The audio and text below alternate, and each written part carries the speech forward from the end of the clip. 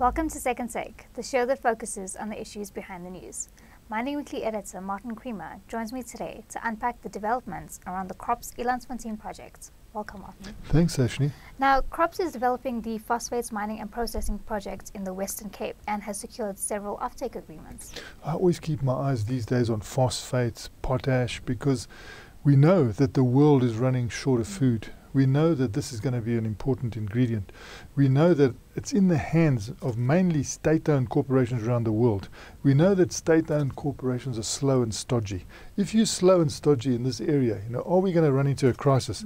Because there are fewer and fewer pieces of land around the world, and you've got to get the best yield out of these.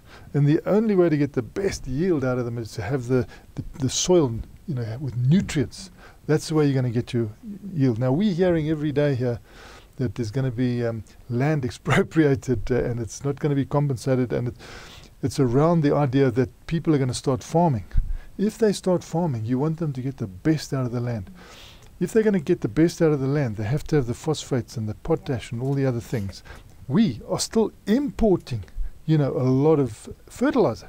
So in a country now that wants to really have a big go at farming, what about starting with getting more fertilizer? And we've got Fosco. Fosco has been there, but it's fairly somnambulant because it's state-owned. I was very pleased to see that now Kropz have actually struck a deal with them, where even the small junior, it is now wanting to try and sell its product internally, which is good for South Africa. Keep the stuff inside because too much of it is going to go out. But what stunned me is that the transport costs that Fosco has now, and Fosco is like state-owned because the Industrial Development Corporation has got the biggest share, so it's a state enterprise. The cost of it railing its rock from Palabora to Richards Bay on, I think it's rail, but it could be truck, probably rail, is much more than what it's going to cost Kropz to put their product into a ship at Saldanha and ship it around to Richards Bay. So it shows you there's something wrong with our internal transporting now, and that's, the government must look at these things, because if you want to have efficient farming and you want to have efficiency, new people coming on the land, you're going to have to do a lot here, because there's a lot of obstacles to people doing well. But in the meantime, I'm glad that Kropz is now going ahead, although in a delayed fashion, with this phosphates mining and processing plant, and that it's already got offtake agreements. So it's not going to have any trouble selling its product. So you can see that even though there was a bit of a delay in getting processing plants around the world, again, because the state is involved in these things, you had a bit of a build-up of phosphates, which can really damage things, because then the prices go down. The prices are lifting now, and things are looking better in that area, and Kropz is smiling. They're definitely going to go ahead. Now, instead of all beginning to go through the plant by the beginning of this year, it may now only happen in the second half of next year. Why the delay? And you see, they've had a lot of flack. The environmentalists down there have been moaning about their presence in the Western Cape. The Western Cape is short of water. They've been saying, hey, you're taking all our water. They've had to prove that they've drilled their own holes, got their own water, and the water issue seems to have gone away, and the bigger issue seems now no longer an issue. It seems a benefit, that they're going to benefit the region, that they're going to give jobs to the people in the region, and it's good that they're getting going. But, that hope that they do so, getting ore through that processing plant for the end of the year, dashed completely. So there's been a delay, and it's a delay which will probably mean it's more like the end of next year that you start getting product meaningfully moving through that plant.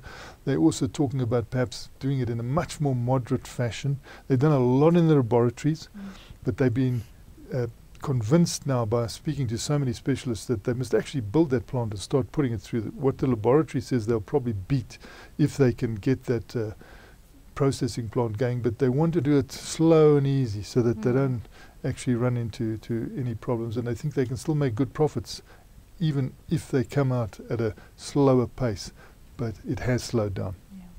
Now, African Rainbow Capital is the project's empowerment partner and is headed by Patrice Motsepe. Yeah, that's very interesting. I'm glad to see that Patrice is getting in with his bank, African Rainbow Capital, still staying in mining, but importantly in phosphates, because perhaps Yeah, he's got 25% of that. He's probably going to put quite a bit of money into it. Has he seen the future? Has he seen the fact that we're importing too much of the fertilizer material? Has he seen the fact that we should be doing more of it in South Africa? I think he has. I think he spotted it early, that all these headlines now about getting a new thrust of younger farmers in needs to be helped by this sort of mining, where you're getting those phosphates out, you're making sure that, you know, those people who are on the land can yield strongly because they've got quite a good nutrient in that soil, which is so important at the moment. So I like where they're positioned, and Patrice Motsepe, you know, he does look at South Africa through very close and intense eyes. Perhaps he'll have quite a big market there if they start producing on a bigger scale and also inject some life into Phoscor. I think we need to, because it's ridiculous that we're importing so much fertilizer. Thanks for speaking with us, It's a great pleasure, Sashni. That's it for today. Join us again next week for more news and analysis on South Africa's mining industry.